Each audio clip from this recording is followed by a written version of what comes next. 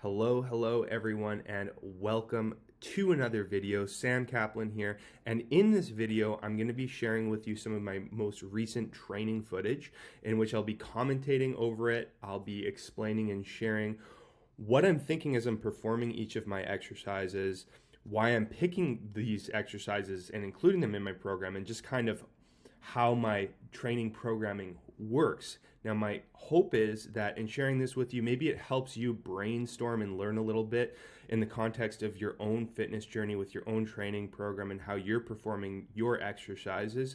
Maybe you find something that I'm doing, you try it out, and you find that it works really, really well for you. So you take it, you run with it, and make a good amount of progress, which is awesome. That said, maybe you try something that I do and you find that it doesn't work very well for you. That's totally okay too. When it comes to fitness, from my experience, there's not a lot of black and whites.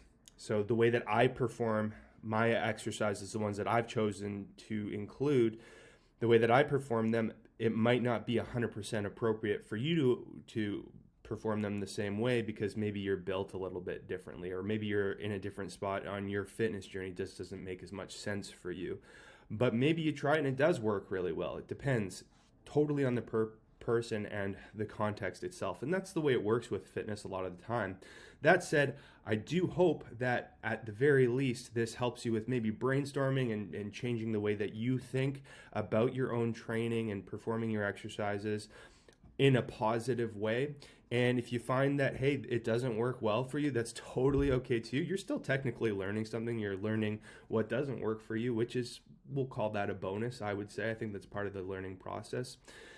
That said, we'll dive into it in just a second. I'll let you know that as far as my own goals, as I'm approaching my own training program and my own training, my intention right now is to focus on muscle growth. I'm trying to build as much muscle as I can. That is my big, broad goal. I'm trying to develop my physique, get as close to what my overall lifetime potential is for developing muscle. It's my big, broad goal. I have other milestone goals along the way. I will be competing in future natural bodybuilding competition seasons. Next one won't be for several years, which is why right now my main goal is to prioritize muscle growth. So the next time I do enter a competitive season, I'm going to be vastly improved compared to my last one, which only ended about 3 months ago. So we're still just getting started in this improvement season.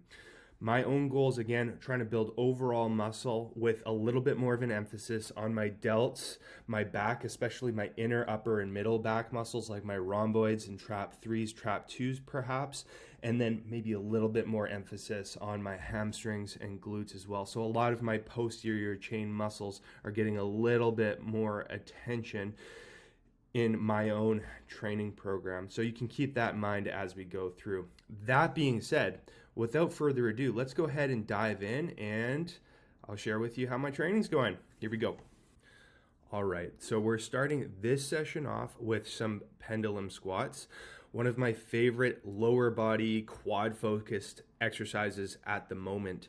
There's a couple reasons for that, and there's a couple reasons why I'm including this instead of something like the hack squats, which I also love hack squats. I also love free weight barbell back squats. I like Smith machine squats, but there's a reason why I'm doing these on this training day, and I've been incorporating these for months now. A couple reasons for that. So the first reason is right now I'm really liking that there's not a lot of direct axial loading. So axial loading, like direct spinal compression, which you would experience high amounts of if you're using a free weight barbell, like if you're doing barbell back squats. There's a lot of axial loading with that. And one of the reasons why I'm liking having less of that axial loading doing this is it's letting me, it feels like I'm able to get a little bit further with my progression scheme without my back starting to feel a little overly fatigued, damaged, or banged up like it often would if I'm progressing for as much time as possible doing something like a barbell back squat. I still love barbell squats. I absolutely love them. But I feel like right now, as I am really prioritizing muscle growth, I want to be able to stick with the singular exercise as much as possible to try to push my quads specifically without something like my back becoming the limiting factor. I'm able to do that without that excess axial loading. And I'm starting now to be lifting some loads that are really, really challenging. Like these sets are very, very hard. And it's nice that I'm able to keep all of that tension on my quads. It's a little bit, I'll just flat out say, like, it's easier to keep tension on my quads and not have to worry as much about my back becoming a limiting factor. So for right now, that seems really helpful for me. Again, not to say that there's anything wrong with barbell squats, and I actually am including Smith machine squats right now on a different training day. So I'm still experiencing some axial loading on my program, but on this training day, there's a little bit less of it. I can push my quads super hard. The loads are getting really challenging. So I think this was a session where I bumped up to 4 plates on this thing. So it's getting really tough. My rep target for my first set is 15 reps. I basically get to my 10th or 11th rep and it feels like I can't do anymore. And then somehow I'm still managing to squeeze out several more reps to get to 15. But I like that. Now at this part of the training program where things are getting really tough, it feels like now things are really, really getting stimulative for muscle growth.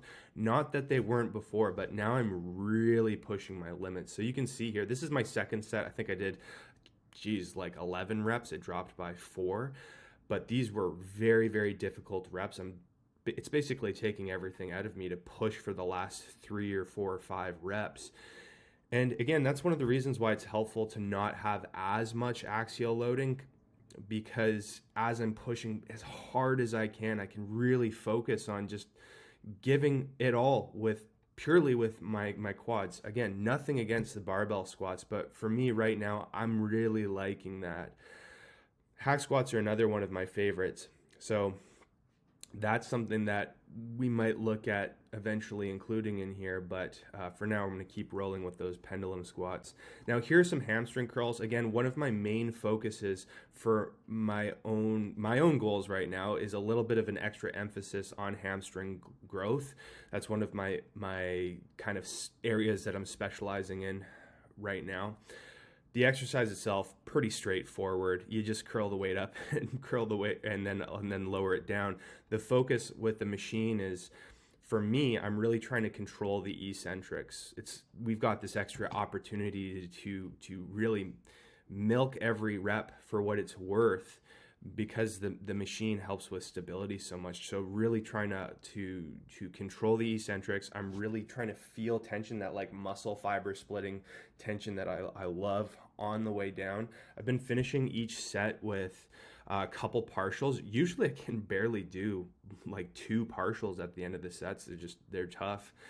But just for a little bit more stimulus for muscle growth, adding a little bit more tension in my muscles, elongated position more or less. Now, these are my close neutral grip pull downs. So you can see that the way that I'm doing this, I'm leaning back slightly and I'm staying in that slightly leaned back position for the entirety of the set. Like there's no forward leaning, there's no extra back leaning. I'm staying in that slightly leaned back position. And I've settled in this position. It's not the only setup that you can implement when you're doing this. You can sit up completely upright the whole time that you do this. You can sit further back if you want. You can kind of move a little bit to change your range of motion more or less. I'm liking this setup because the way that I feel it, I feel a little bit more of a deep stretch at the bottom of each rep, right in the deep lower part of my my lat attachments here. So the lower part of my lats, where I often can't feel it with low row variations or other pull down variations. So I'm going to keep going with that. It's tons of tension. So more or less, if I feel lots of tension, chances are I'm going to like it, as long as it's not injurious. And then here we have, you guessed it, some of these kettlebell, they're more or less kettlebell high rows or upright rows, I should say, not high rows, upright rows. Still loving the exercise. I did make another change, 2 changes. So the first thing is I went back, I'm lifting a little bit lighter again. Now the reason for that is I have been steadily increasing and improving over the past 3 months or so that I've been doing these, it must be around 12 to 14 weeks that I've been doing these, I've been steadily increasing, and I've bumped up in load a couple times. And the last time I bumped up in load, I came to the conclusion that it's just too heavy for me.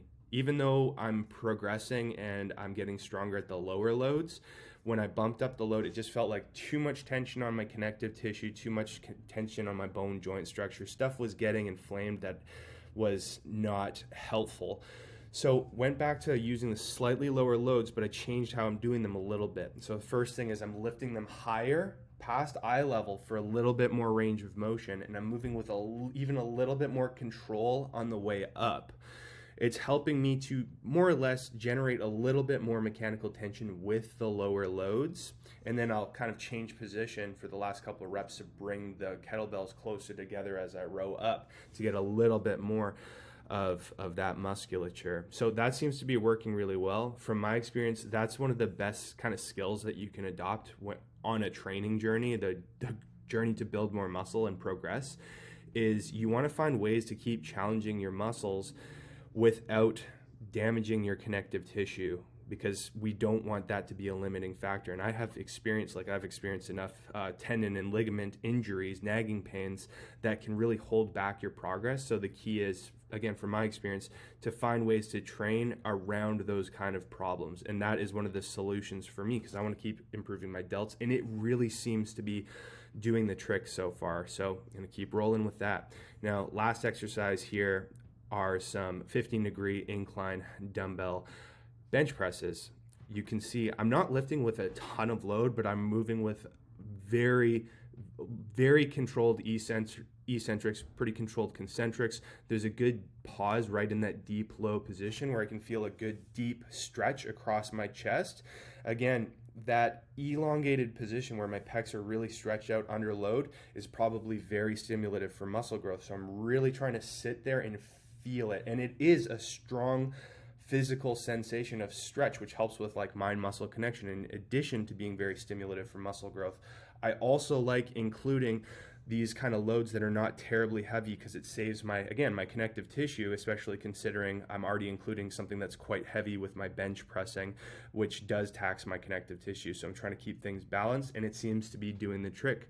Lots of stimulus, but very little excess stress on my connective tissue. So making it a good exercise for me right now and how I'm performing them.